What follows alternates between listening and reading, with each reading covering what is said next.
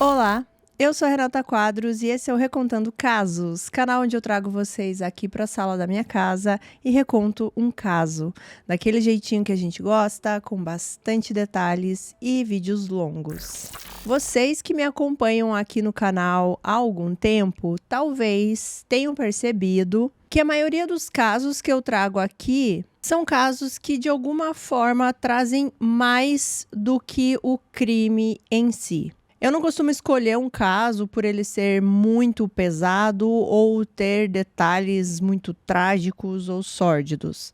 Eu gosto de me conectar com a família envolvida, as vítimas e entender toda a história por trás do crime, porque todas essas pessoas possuem uma história antes, né? E depois também aqueles que acabam sobrevivendo às tragédias. Então eu tento trazer para os casos aqui as histórias que muitas vezes ficam aí no segundo plano, né, num caso criminal. E o caso de hoje tem muito disso, assim, da cicatriz que um crime pode deixar nas relações entre as pessoas que de alguma forma sofreram com tudo isso, nas relações familiares, e não só por perder alguém muito querido no crime, mas também por ter um familiar acusado de cometê-lo.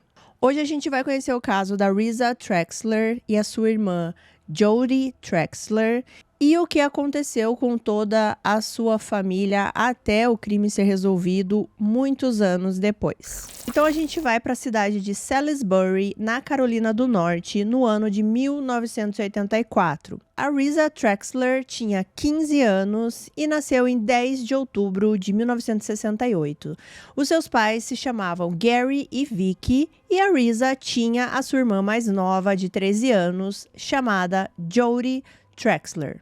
As irmãs aqui sempre tiveram uma convivência muito boa, apesar de, nesse momento aqui, elas estarem naquela fase que a Risa, que era um pouquinho mais velha, estar querendo fazer as coisas mais sozinha e não levar, de repente, a irmã caçula nos programas, ela já se sentia mais adulta. Mas as duas se davam muito bem, é claro, elas tinham aquelas briguinhas de irmãs, né? A irmã mais nova, ela até confessava que ela tinha um pouco de ciúmes e um pouquinho de inveja da irmã mais velha, justamente por isso, porque ela já estava podendo fazer várias coisas que ela ainda não podia. As duas dividiam o mesmo quarto e é dito que o lado da Risa, né, a mais velha, era sempre mais organizado, mais limpinho, e o lado da Jodi era aquela bagunça generalizada. As duas, elas tinham realmente um vínculo muito grande. A Jodi, que é a mais novinha, ela admirava muito a irmã mais velha. E uma das coisas que elas mais amavam fazer juntas, e é a lembrança, inclusive, que a Jodi mais tem dessa fase aqui das duas, era que elas amavam ficar no escuro, no quarto, enquanto estava tendo tempestade. Elas gostavam de ficar ali deitadas na cama, olhando a janela e observando aqueles clarões, né, dos raios na tempestade. Os amigos da Risa diziam que ela tinha um coração de ouro, que ela sempre estava disposta a ajudar os amigos e também quem quer que seja. Ela é descrita como aquela que fazia todo mundo rir, que estava sempre animada e era sempre divertida. Os seus amigos diziam que ela era a melhor amiga para estar perto. Então a gente chega aqui no dia 15 de junho de 1984, as duas irmãs estavam de férias, não ia ter aula, o verão estava apenas começando, então elas estavam ali se preparando para ter um dia agradável.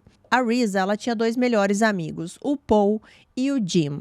Os dois também eram amigos da Jodi, né? Eles sempre estavam ali convivendo, era um grupinho.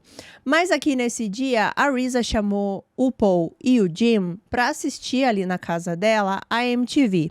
A Risa era a única que tinha TV a cabo, então ali acabava sendo o lugar onde todos se reuniam para assistir MTV, que nessa época aqui ainda era uma coisa muito nova, muito legal, né? Você poder assistir os clipes na TV, ficar esperando aquele cantor, aquela banda que você gosta. E ali os três, a Risa, o Jim e o Paul, eles estavam meio que naquela atitude assim: ah, Jodi, você ainda é criança, a gente já é adulto aqui, a gente já tá assistindo nossos clipes e tal. Então, pelo que eu entendi, a Jodi não ficou ali com eles o tempo inteiro. Falando um pouquinho dos amigos aqui da Risa, né? O Paul e o Jim. O Paul era o descolado, né? Ele andava de skate, ele gostava de punk rock, ele tocava guitarra, ele tinha o cabelo mais comprido. Então ele era aquele cara assim que todos os meninos na época queriam ser. E o Jim, ele era já o cara engraçadão, o cara que fazia todo mundo rir. E é dito que talvez ele tivesse uma queda pela Risa, mas ele sabia que aquilo não iria passar da amizade. Os dois moravam perto ali da casa da Risa, né, o Paul e o Jim, e então eles sempre estavam ali na região, e nesse dia não seria diferente, eles estavam ali assistindo os clipes e aproveitando a tarde assistindo a MTV. Quando estava chegando ali perto das 3 da tarde, mais ou menos, a Risa falou para os amigos que ela queria assistir a sua novela preferida. E aí os amigos não estavam a fim de assistir isso, né? Eles falaram assim, não, então a gente vai embora e você assiste aí a sua novela. E a Risa, ela decide assistir a novela na casa dos avós, que ficava ali no mesmo terreno. Então agora uma pausa aqui só para eu explicar como eram essas casas, porque é muito importante aqui para o caso. Eu estou mostrando aqui no mapa para vocês e só lembrando que essas imagens são atuais, tá? Na época era um pouco diferente, mas essa primeira casa que vocês estão vendo é a casa da Risa, né? Da Risa e da Jody. E se vocês forem ver, já do lado tem uma outra casa que era dos avós da Risa. Na época não existia essa cerca que dividia e nem muitas árvores aqui no meio, pelo que eu pude pesquisar. Era um gramado, assim, liso, né? Não tinha nenhum obstáculo. E é dito que até o final do quarteirão lá, todas as casas eram de parentes, familiares ali da Risa, né? Então era uma família muito unida que morava ali, todo mundo um ao lado do outro. Nessa imagem aqui que a gente pode ver da parte de cima, dá para ver também, ter essa noção de como eram próximas, né? E que se você estivesse na janela de uma casa e da outra, você conseguiria olhar, né, para outra casa. Então, voltando aqui, a Risa, ela decide assistir a novela dela na casa dos avós, né? Os meninos já tinham ido embora e ela vai até essa casa. Não era algo fora ali da rotina da Risa, isso dela ir até a casa dos avós, da Jody também não. Era uma coisa que elas sempre faziam, era meio que um passe livre, o tempo inteiro elas estavam na casa dos avós, às vezes estavam em casa, e essa era a rotina. Quando a Risa, ela vai até a casa dos avós, eles não estavam em casa, mas, como eu disse, isso não era algo assim que impediria ela de entrar na casa dos avós e ficar lá assistindo TV. Então é isso que ela faz. A Jody, em certo momento, ela percebe que a irmã não está mais ali na casa, né? E os amigos também foram embora. E ela pensou realmente, ela deve ter ido lá na casa dos nossos avós. E ela chega até a sair quase até ali a porta para ir atrás da Risa na casa dos avós. Só que aí ela percebe que a casa dos avós estava vazia. Ela percebeu que nenhum dos carros dos avós estava estacionado na frente. Ela não percebeu nenhuma movimentação na casa. Então ela imaginou que a Risa pudesse ter saído com os avós também. Então ela decide não ir até a casa e ela volta e vai escutar música no quarto dela. Já tinham se passado mais ou menos 2 horas nessa situação, né? A Risa tinha ido até a casa dos avós assistir novela, os avós não estavam em casa. A Jody estava no seu quarto escutando música, acreditando que a irmã tinha saído com os avós. Mas, de repente, um grito aterrorizante faz com que a Jody desligue o seu rádio. E ela olha imediatamente para a janela do quarto dela, ela consegue ver a casa dos avós, e nisso ela vê o seu avô saindo da casa dele, gritando muito desesperadamente. A Jody imediatamente sai correndo da casa dela em direção à casa dos avós. Ela entra e, em um dos quartos, ela encontra a Risa sem vida no chão. Quando a mãe das meninas chega ali na casa, a Vicky, ela percebeu que alguma coisa estava errada, mas de primeira ela pensou que algo poderia ter acontecido com a mãe dela. Mas quando ela entra na casa, ela disse que ela ficou assim tão nervosa com a situação de ver ali o pai dela muito nervoso. Ela disse que não sabe exatamente como isso aconteceu, mas ela foi entrando na casa meio que engatinhando até ela encontrar também o corpo da filha, né, da Risa. A Vicky disse que ela parecia uma boneca de porcelana e que ela estava com os olhos abertos. Tudo passou muito rápido. A Vicky disse que ela não conseguia entender exatamente o que estava acontecendo, mas ela entendia que a filha dela não estava mais ali. Ela sai da casa desesperada, chorando muito, gritando muito. Ela foi consolada por um irmão que já tinha chegado ali na casa e ele fez ela entrar para a casa dela para tentar se acalmar de alguma forma. E nesse momento aqui a polícia já tinha sido chamada, já tinham vários carros ali ao redor. A Risa, ali no chão daquela casa, foi uma cena que impressionou até os policiais e os investigadores. A Risa, ela estava nua e quase que toda coberta por um edredom. Ela ainda usava as joias dela, que eram uma pulseira, um relógio e um anel. E ela havia sido esfaqueada várias vezes na região superior, assim, do pescoço e do peito. A polícia não percebeu nenhum sinal ali de entrada forçada e também não parecia que alguma coisa tinha sido roubada. Na autópsia, posteriormente, foram encontradas 18 perfurações. E na perfuração que acreditava-se ser a última, ainda encontrava-se a lâmina. Algumas dessas perfurações foram bem profundas e uma delas chegou a cortar a sua medula espinhal. Ela tinha alguns ferimentos de defesa nas costas da mão esquerda, o que significava que ela tinha lutado contra o seu agressor. Eles fizeram exames também para determinar se a Risa tinha sido violada e eles encontraram sêmen na perna da Risa e também dentro dela. Eles também coletaram uma impressão digital parcial que não pertencia a Risa. Eles fizeram uma raspagem também nas unhas. Coletaram um pedaço que, pelo que eu entendi, era mais uma lasca de madeira na bochecha. Alguns cabelos encontrados na cena do crime foram analisados e, embora eles não tivessem a raiz ali do cabelo para identificação, eles puderam determinar que eram cabelos afro-americanos. Nessa época aqui, 84, gente, vamos lembrar que a tecnologia do DNA não era nada parecido com o que a gente tem hoje, mas mesmo assim, tudo isso que eles coletaram, eles armazenaram, já imaginando que de repente um pouco mais para frente pudesse ser analisado de uma maneira mais eficiente. Bom, é claro, né? Nem preciso falar aqui que uma menina de 15 anos perder a vida desse jeito foi um baque ali para todo mundo que convivia com a Risa, para todos os familiares e amigos.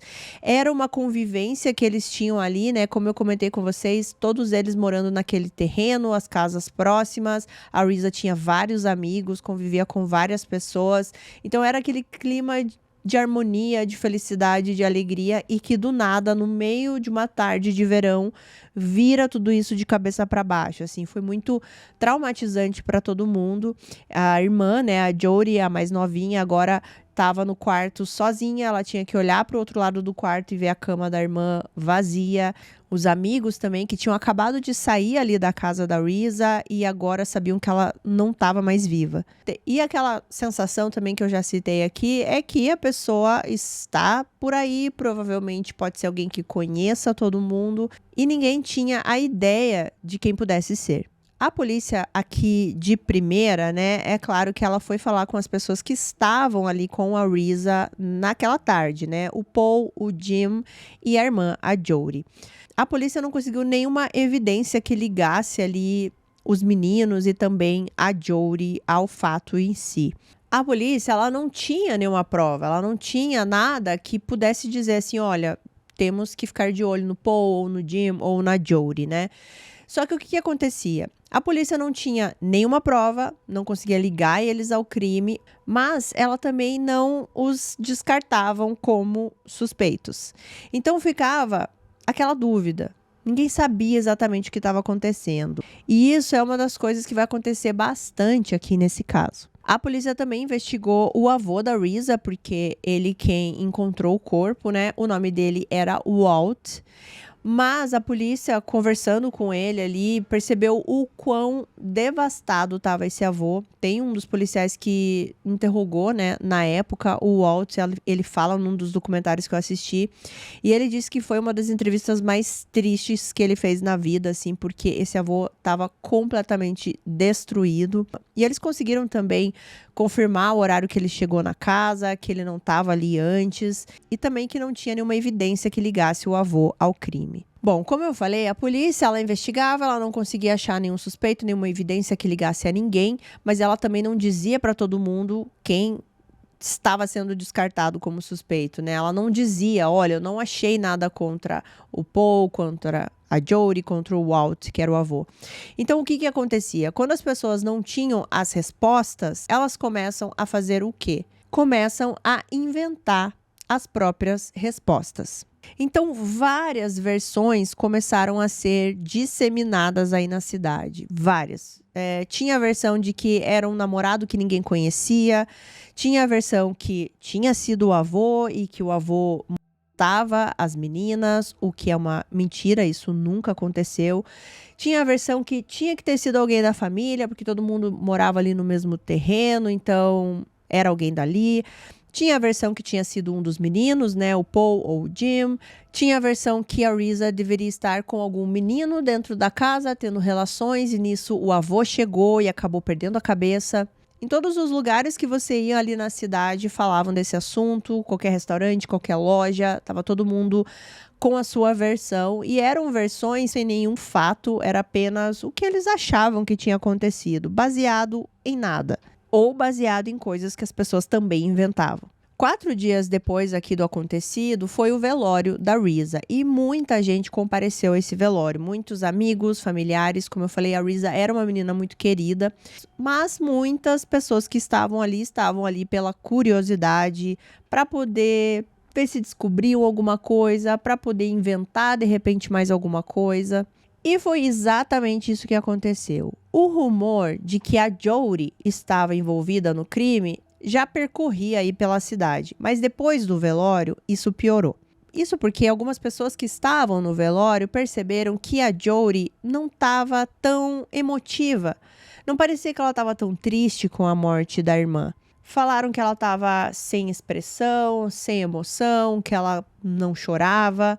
Ou seja, ela não estava agindo da forma que as pessoas queriam que ela agisse. E depois desse velório, a Jodie se tornou a principal suspeita nas teorias e nos rumores aí da cidade. Só que não ficou só na cidade, né? Porque a polícia começou a olhar para a Jodie de uma maneira diferente. A Jodie, ela já tinha sido questionada pela polícia, né? Ela tinha dado a versão dela, que é basicamente o que eu já contei aqui. Que ela viu que os meninos foram embora da casa e logo depois ela percebeu que a irmã também não estava mais na casa. Ela chegou a cogitar ir até a casa dos avós, achando que a irmã pudesse estar lá, mas ela viu que a casa estava sem os carros, né, dos avós estacionados ali na frente. Ela achou que também não tinha nenhuma movimentação na casa, então ela achou que a irmã tinha saído com os avós. Ela volta para casa, fica escutando o seu rádio, ela ainda liga para alguns amigos também para conversar.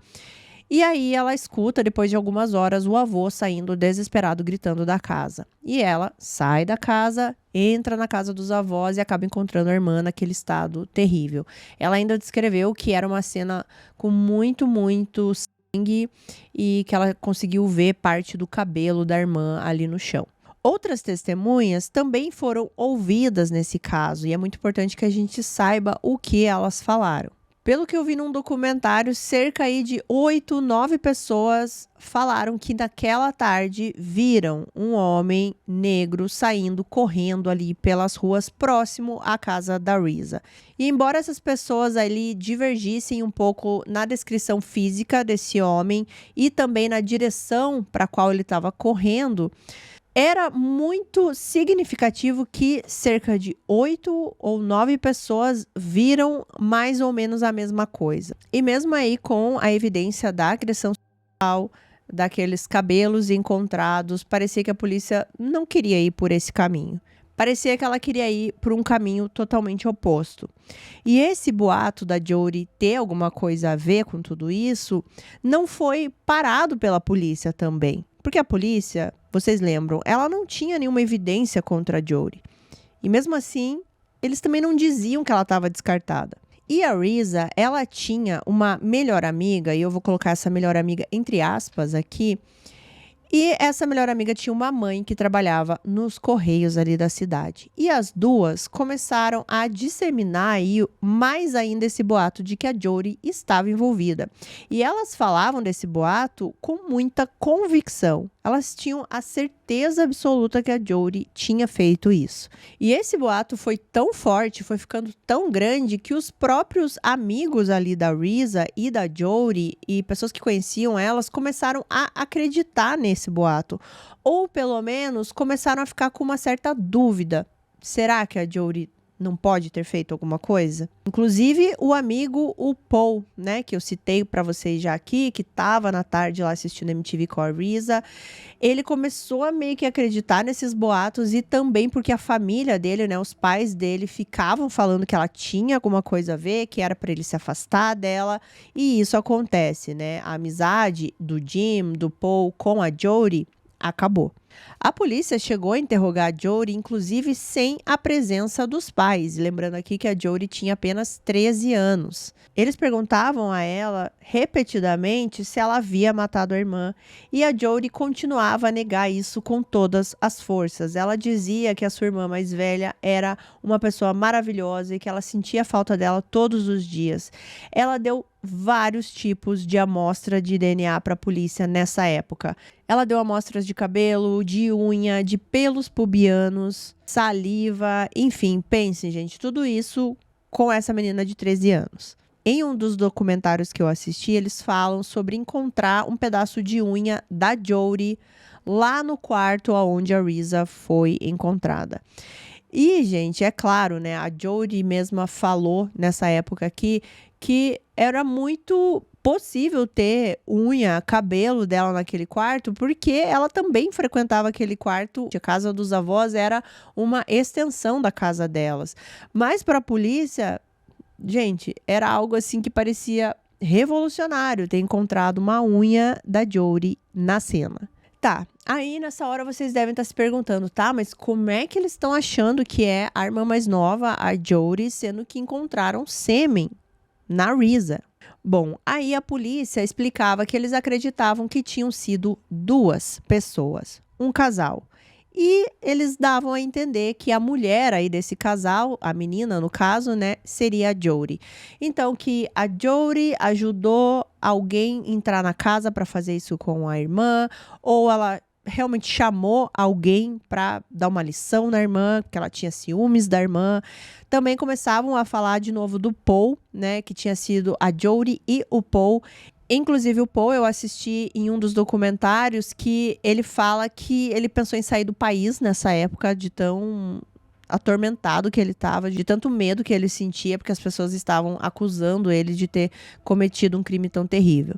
Mas, enfim, a situação aqui era que, de alguma forma, a Jodie estava envolvida. Ou ela fez isso, ou ela viu quem fez, ou ela ajudou a fazer.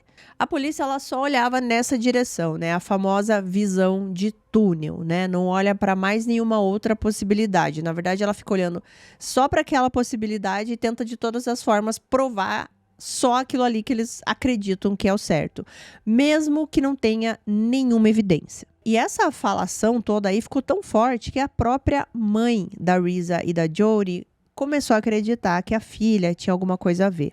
A polícia, ela fazia muitos questionamentos para Vicky, né? Falava assim: o que sua filha fez, o que ela estava fazendo no dia, como elas conviviam, o que elas faziam juntas, vários tipos de questionamento. Aí a Vicky chegava em casa e começava a questionar a Jodie também. E ficou uma coisa tão insustentável que a Jodie começou a parar de responder qualquer pergunta da mãe. Elas não se falavam mais. A Jodie chegou a fugir de casa porque ela não aguentava mais essa situação da mãe desconfiando dela. E ela só voltou para casa quando a mãe prometeu que não perguntaria mais nada sobre o crime. Então a relação das duas com todos esses rumores e essa falação aí na cidade também ficou comprometida. O laço, né, que elas tinham, aquela convivência de mãe e filha, estava totalmente abalada. E é totalmente compreensível, né, porque a Jodie, ela esperava que a mãe ficasse do lado dela, não importava em qual situação, né, que acreditasse nela, que ela jamais faria mal para a irmã. E a mãe agora estava desconfiando dela também. A Jodie, ela não conseguia entender por que a mãe ficava do lado dos policiais ao invés de ficar do lado dela. Então, a Jodie começou a acumular muita raiva dentro dela. Ela tinha raiva dos amigos que não eram mais amigos, da família, da mãe, da polícia e de quem tinha feito tudo isso com a irmã dela.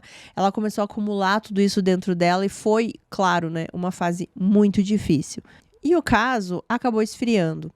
A polícia, ela não tinha nenhuma evidência, ela não tinha nenhum outro caminho, ela ficava só nesse caminho, assim, nessa visão de túnel. Ao mesmo tempo, ela também não tinha nenhuma evidência contra a Jodie, nem contra os amigos, por exemplo, o Jim e o Paul, mas ela também não descartava ninguém, o que continuavam os rumores. E cada vez que passavam-se os anos, algum detetive, né, tentava reabrir o caso e começar a investigar novamente, esses rumores voltavam à tona, tudo de novo. As pessoas, elas precisavam de alguém para colocar culpa nisso tudo. E não interessa baseado no quê. Elas precisavam falar que alguém era culpado daquilo e era isso que estava acontecendo.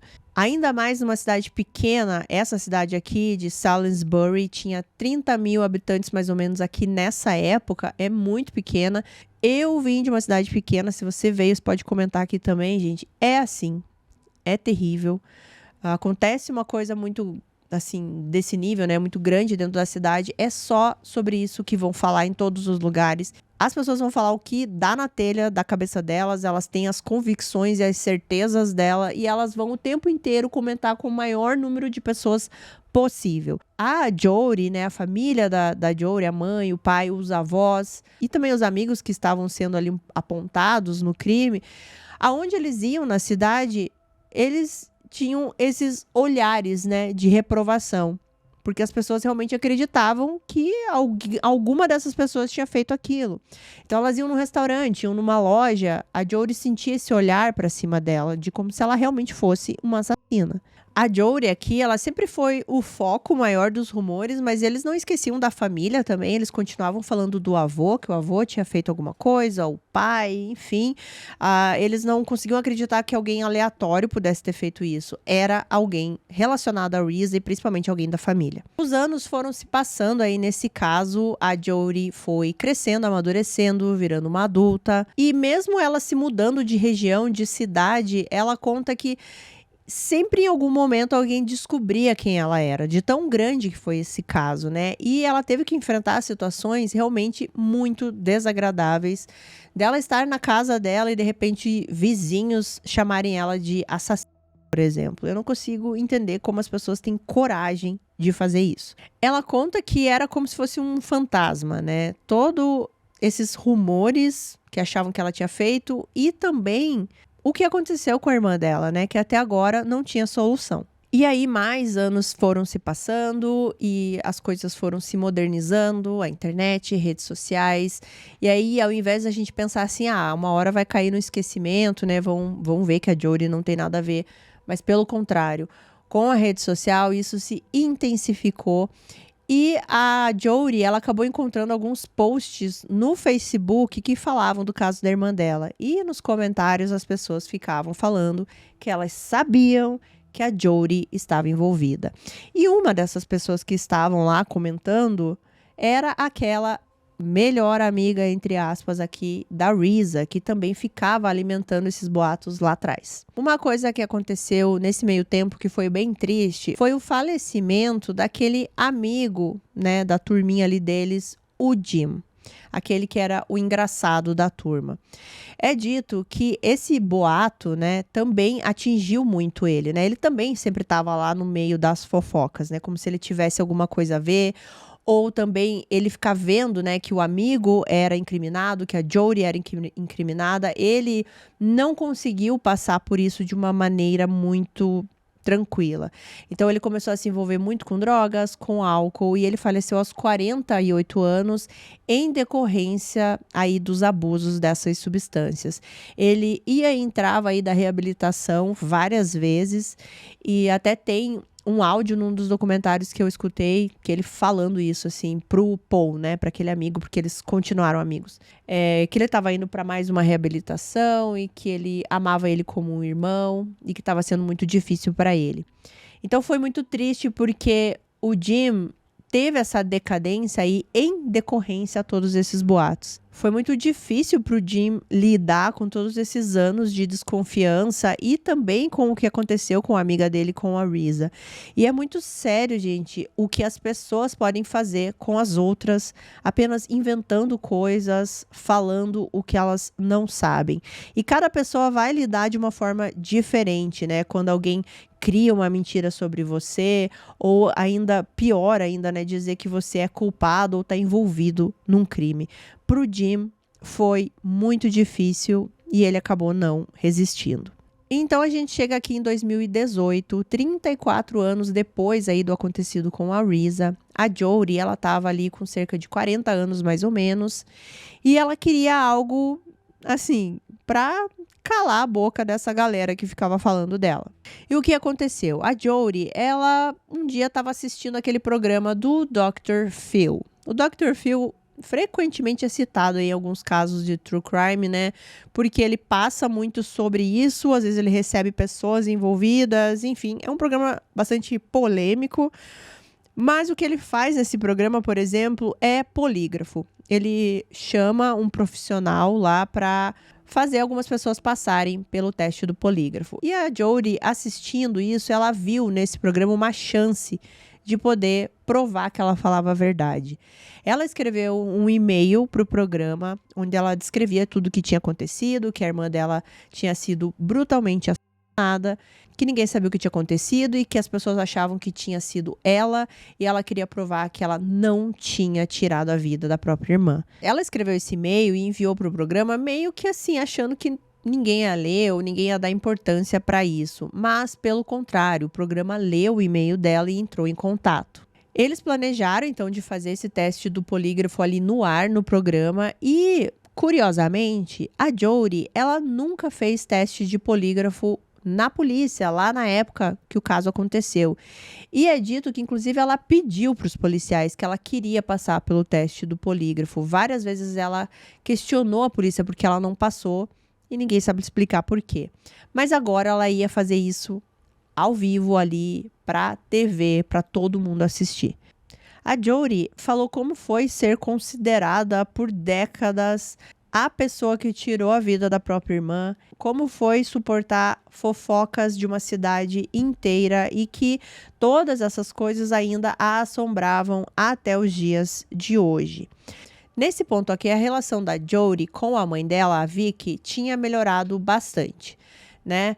E a Vicky, de início, ela ficou com medo dessa atitude da filha, né? Dela ir nesse programa, enfim, porque ela achou que seria mais uma vez que os rumores só iriam voltar à tona de novo, ia fazer todo mundo sofrer de novo. Mas depois ela acabou concordando e tendo muito orgulho da coragem da Jodie de tomar essa atitude. O programa foi ao ar no dia 9 de abril de 2018 e lá ela foi questionada, assim, muito especificamente sobre o crime, né? Se ela tinha utilizado uma faca contra a irmã, se ela tinha tirado a vida da irmã, e as respostas eram sempre não. E eu espero muito conseguir pelo menos colocar esse trechinho aqui para vocês, porque pelo que eu sei, as imagens aí do Dr. Phil são bem difíceis da gente conseguir colocar em outros vídeos sem dar direitos autorais. De qualquer forma, vou colocar no comentário fixado para vocês verem também, tá? Mas o que aconteceu é que o Dr. Phil leu ali para, sei lá, milhões de telespectadores que a Jodie falava a verdade. Ela nunca teve nada a ver com o crime contra a irmã dela. E ela também nunca viu nada e nem sabia quem tinha feito. Did you stab Risa? And your answer was? No. Did you stab Risa with a knife? And your answer was? No. And the results are that you were non-deceptive, you were telling the truth, you did not stab your sister. A esperança aqui da Jodie era que tudo isso reacendesse o caso e que a polícia olhasse agora ali para ela e tentasse ver outro caminho. Tentasse olhar diferente para o caso e tentasse resolver realmente, né? Olhar para as evidências. E embora os testes de polígrafo, assim, não são, né, os mais confiáveis e tudo mais, mas Isso que a Jodie fez mudou para sempre a história aí da família e do caso da irmã dela, a Risa, devido à bravura da Jodie em se manifestar, em ir numa TV e falar sobre esse caso, né? Sem medo, sem culpa, porque ela realmente não tinha feito nada. E antes da gente continuar aqui com o que aconteceu depois do programa, só para eu comentar algumas coisas do programa aqui para vocês, é que eu assisti alguns pedaços que estão disponíveis aqui no YouTube, né? E tem uma mulher que tá nesse programa, o nome dela é Laura. Eu não consegui descobrir se essa Laura era aquela melhor amiga que eu citei aqui para vocês da Risa, ou se ela era uma pessoa aleatória lá da cidade. Mas essa mulher, ela é chamada no programa, ela fica frente a frente com a Jodie e ela fala na cara da Jodie que ela acreditava que a Jodie era a culpada e que ela tinha feito, ou que ela sabia quem tinha feito. E ela ainda chegava a explicar o porquê ela achava isso. Ela achava que a Jodie tinha feito porque ela achava impossível, por exemplo, ela ter escutado o avô gritar, mas não ter escutado a irmã gritar lá da casa do avô. Ela também achava que a Jodie tinha feito isso contra a irmã porque ela tinha inveja da irmã, então foi um acesso de raiva. Ela também disse que ela sentia que a Jodie, ela estava mais preocupada em limpar o nome dela do que descobrir quem tinha feito. Ela ainda teve a pachorra de dizer, como diria minha mãe, que ela um dia sonhou com a Risa. E a Risa, nesse sonho, ela estava segurando um coração, acho que de papel, sei lá eu. Dentro do coração tinha uma foto da Jodie. E que ela interpretou esse sonho de duas maneiras. Só tinha essas duas maneiras. Uma seria que a Risa, ela realmente amava muito a irmã dela, mas que ela sabia dentro do coração dela que a Jodie estava envolvida no crime. E a outra interpretação era que a Jodie sabia quem tinha feito isso com a Risa e não estava contando. Como ela chegou a essa conclusão desse sonho, eu não sei, mas ela acreditou nesse sonho, nessa imagem que ela teve, em todas essas conclusões que ela tirou. E ela falava isso na cara da Jodie ali no programa, que ela achava que ela era culpada. Eu não sei, gente, como que a pessoa tem... Nossa, assim, como é que ela conseguiu fazer isso, assim? Como é que a pessoa consegue se prestar a isso, né? De um programa falar que a outra fez uma coisa tão terrível dessa, sem prova, sem evidência, sem nada. Eu tentei procurar, gente, se de repente rolou em algum processo, alguma coisa dessas pessoas que acusavam a Jodie, eu não encontrei nada, infelizmente. Mas depois, quando eles leram, né, que a Jodie estava falando a verdade, enfim, essa mulher, ela se desculpou ali publicamente a Jodie. E outra coisa que foi interessante nesse programa é que o profissional que aplicou ali o teste de polígrafo na Jodie, ele também falou algumas coisas. Ele falou que no e-mail que a Jodie enviou, ela usou palavras assim muito específicas. Por exemplo, minha irmã foi brutalmente assassinada. E ele conta que se ela tivesse alguma coisa a ver, ela provavelmente minimizaria isso nas palavras. Ela falaria assim, ela foi atingida com uma faca várias vezes, sabe? Ele diz que é uma coisa que comumente acontece com quem é culpado, né? Quando ele vai descrever tentando se safar, ele dá uma minimizada nos fatos, já pensando em ter menos culpa. E isso foi uma coisa que a Jodie não fez. Ele também falou que as pessoas vivem o luto de maneiras diferentes, isso a gente sabe, né, que as pessoas vão reagir de formas diferentes. Então não é porque ela não tava lá chorando ou tava muito cabisbaixa, porque ela tava um pouco sem reação, que ela não tava sentindo, né, a partida da irmã. Ele também faz uma análise aí do ocorrido e também baseado no que aquela mulher louca falou no programa, que ele acredita que a Risa pode nem ter gritado, porque a pessoa que fez isso pode ter ameaçado ela já, né, com uma arma e falado para ela ficar quieta. Essa pessoa pode ter chegado de surpresa, colocou alguma coisa na boca, ela não conseguia gritar. E como ela foi atingida muito aqui na região do pescoço, isso também dificultaria com que ela gritasse. Então aquela questão que ela disse, né, como que ela ouviu o avô e não ouviu a irmã? Pode ser por causa disso. Outras coisas, por exemplo, também que nunca foram muito questionadas, por exemplo, era que a Jodie, ela não tinha nenhum arranhão, nenhum machucado, nem nada. E a gente sabe que a Risa lutou, né, contra a pessoa que fez aquilo com ela. Aí quando eles falavam sobre isso lá na época, né, eles diziam, não, mas aí porque tinham duas pessoas, né, a Jodie, ela só ajudou a pessoa a entrar. Ela não fez efetivamente o crime. Enfim, gente, as pessoas acreditavam no que elas queriam acreditar, no que convém. Então agora vamos voltar aqui à parte do programa, né? Alguns dias depois que o programa foi ao ar, o detetive Travis decidiu assumir esse caso.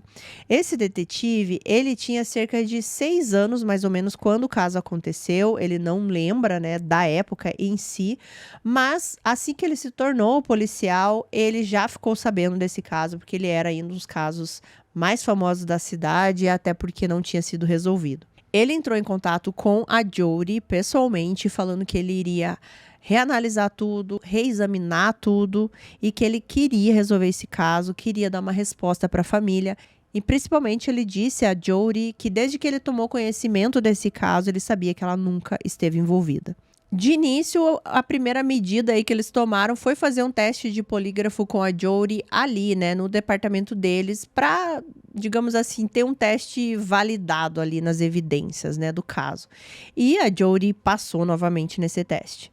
E quando tudo estava caminhando aí nesse início, a Jody, ela fez um post, né, no Facebook dela, assim, agradecendo o detetive e que estava esperançosa, assim, que finalmente pareciam que as coisas iriam se resolver. E apesar que nesse ponto aqui eu acredito que vocês estejam aí com raiva da polícia da época, né, eu também, mas uma coisa que esse detetive Travis falou e que a polícia da época fez, que foi muito importante, foi conservar as evidências, né? Tudo foi conservado de uma maneira muito correta para que eles pudessem agora, mais de 30 anos depois, fazer novos exames em cima dessas evidências, né? Então ele dava esse mérito à polícia lá de 1984. Bom, no meio de tudo isso aí, agora parecendo que as coisas vão começar a andar, algumas relações começaram a se curar. A relação da Jody com a mãe dela, com a Vicky, por mais que já estava bem melhor, agora parecia que tinha ficado muito mais leve. Porque a Jody em si sabia que a mãe não desconfiava mais dela. Ela não tinha mais essa sensação. E ela disse num documentário que ela não tem ressentimentos da mãe dela, né? No final das contas, é a mãe dela, ela ama muito e ela só quer ficar bem, ficar do lado dela ali e aproveitar todos os dias agora, daqui pra frente. Outra relação aí que voltou à tona foi a do Paul, né? Aquele amigo da Risa, que também era amigo da Jody e que tava lá horas antes de tudo acontecer. Quando o Paul ficou sabendo aí do programa, enfim, de tudo esse andamento agora que estava tendo o caso, ele fez um post também no Facebook público, se desculpando com a Jody, falando tudo que ele sentia, tudo que ele pensava em vários anos, assumindo assim que ele realmente acreditou por algum momento, mas foi por causa da pressão dos pais dele, ele era novo também, ele também estava passando por tudo isso, e agora ele pedia o perdão da Jody. E a Jody me parece ser uma pessoa de um coração muito, muito bom, porque eu sei que a maioria de vocês aqui vai escrever que não perdoaria o Paul de jeito nenhum, né? Mas ela perdoou. Na verdade, ela disse que o que o Paul escreveu para ela foi uma das coisas mais legais, assim, que ela já leu, assim, fez muito bem para ela. E logo depois disso, eles começaram a se falar no telefone. E segundo o Paul, depois ali dos primeiros me desculpe, me perdoe, eles voltaram à amizade, assim, do mesmo jeito que era lá atrás. Parece que eles nunca pararam de ser amigos. O Paul, ele fala, né, que no fundo ele não acreditava que a Jody tinha feito isso, mas que ele foi levado a se afastar e a fugir dessa situação, que ele também foi colocado. Os pais dele acreditavam nos rumores e, enfim, foram anos e anos preciosos, perdidos, que agora eles queriam retomar. Bom, agora a gente chega aqui em abril de 2019, ou seja, aí um ano depois do programa que a Jody foi. E nesse tempo todo aqui a polícia estava usando as novas tecnologias e tudo para reexaminar as evidências. E aqui eles anunciam numa coletiva de imprensa que eles tinham um perfil de DNA compatível com o encontrado na Risa. Eles usaram, gente, várias tecnologias aí de DNA dos dias atuais, né? Porque aqui estamos falando de 2019, agorinha, né? E eles usaram aí a genealogia genética e eles conseguiram esse perfil de DNA de um primo de terceiro grau do suspeito. nessa coletiva aí de imprensa, eles também estavam comunicando, né, oficialmente, digamos assim, que eles estavam inocentando a Jodi, que ela não tinha nada a ver com o caso, e também toda a família da Risa, né, toda a família Traxler. Eles falaram que o perfil de DNA pertencia a um homem negro que já tinha ficha criminal. Bom, então, a polícia ela começou a investigar esse indivíduo, né? Como eu citei, eles sabiam que ele já tinha uma ficha criminal, eles viram que ele foi preso algumas vezes, eles estavam conseguindo rastrear os passos dele. E eles, de cara, eles não falaram já o nome dele. Por quê? Porque eles queriam primeiro encontrar esse homem para conseguir fazer um teste de DNA direto com ele, né? Coletar esse DNA dele, fazer esses testes, ia dar o match no perfil para não ter realmente nenhuma dúvida. Só que o que aconteceu? Eles foram seguindo os passos aí, digamos, desse indivíduo, né? Que ele tinha sido preso, o crime que ele cometeu tal ano e tal. Só que chegava no momento que esse cara simplesmente desaparecia, né? Do radar ali da polícia. E foi quando eles descobriram que, infelizmente, esse homem já tinha falecido. O nome desse indivíduo era Curtis Edward Blair. E ele morreu em 4 de agosto de 2004, com 60 anos. A causa da morte foi de acidente ventricular agudo, insuficiência cardíaca e insuficiência cardíaca congestiva.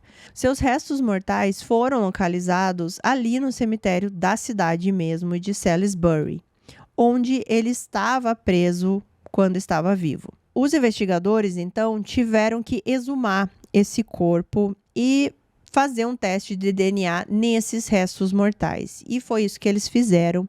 Então, em 6 de agosto de 2019, eles conseguiram determinar que o perfil de DNA encontrado na Risa era compatível com o DNA de Curtis Edward Blair.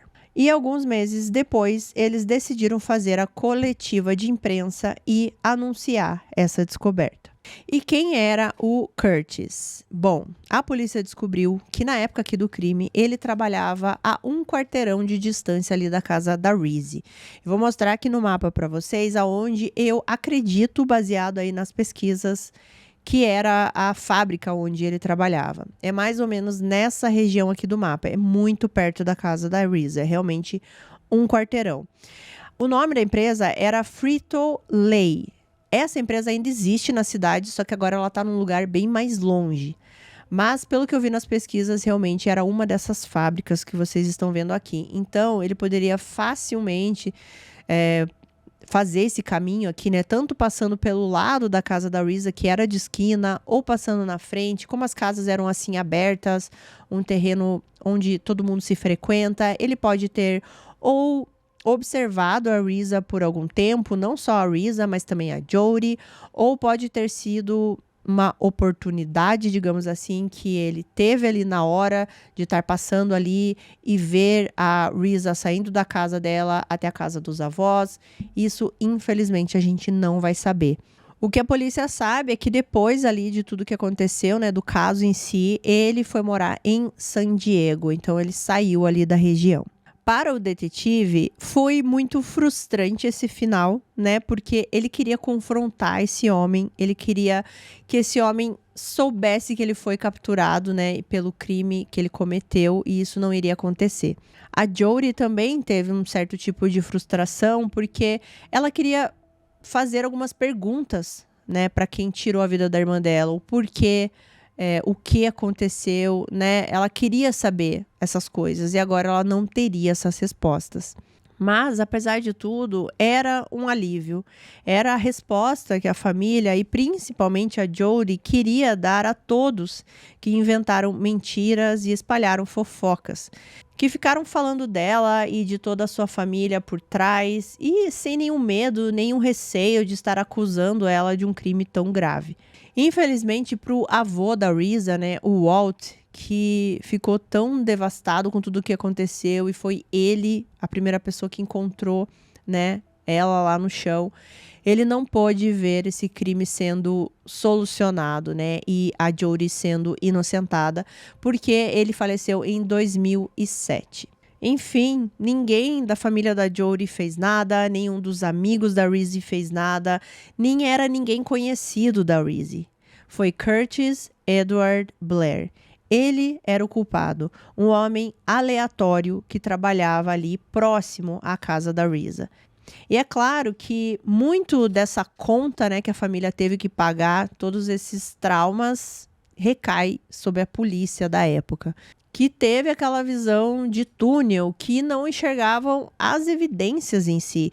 E eu nem tô dizendo assim, eles poderiam ter achado esse cara rápido. Talvez não achassem o cara em si, mas eles em momento nenhum desmentiam os boatos. Em momento nenhum eles falavam, olha gente, a Jodi não tem nada a ver, o Paul não tem nada a ver, o Jim não tem nada a ver, ninguém da família é suspeito. A gente sempre vê isso nos casos, né? Que quando a pessoa é descartada, eles falam assim, não, ele não tem nada a ver com isso. E é justamente para isso, para que não se criem rumores em cima e dúvidas do que a polícia está fazendo. A polícia, nesse sentido aqui, tem que ser muito clara com a população, né? Olha, eles não têm nada a ver, não existe nenhuma evidência. E isso não foi feito. E isso acarretou anos e anos de traumas, de relações perdidas, no caso do Jim, né, uma vida também perdida, porque ele não soube lidar com tudo isso, relação de mãe e filha, né, da Jodi e da Vicky, que já tinham que lidar aí com a perda da Reese e agora com tudo isso, ou seja, eles roubaram muitos anos dessas pessoas, principalmente da Jodi, por causa de uma investigação cega, né? Enfim, muitas e muitas pessoas devem a Jodi desculpas. E para Jodi, como ela fala num dos documentários que eu assisti, ela não gosta dessa palavra fechamento, porque ela disse que nada está fechado, que a sua irmã não vai voltar e que essa palavra não serve de consolo para ela. Que apesar de ela ter resolvido, né, muita coisa que atormentava ela por anos, ela ainda não tem a Risa do lado dela. Eu encontrei o Facebook da Jodi, faz já algum tempo que ela não posta, mas pelo que eu percebi, ela vive uma vida feliz, deu para entender que ela tem 2 ou 3 filhos, ela ama muito essas crianças, ela tira muitas fotos com a família. Eu percebi que ela gosta muito de sapatos em algumas fotos que ela postou, o que eu me conectei com ela nesse momento, né?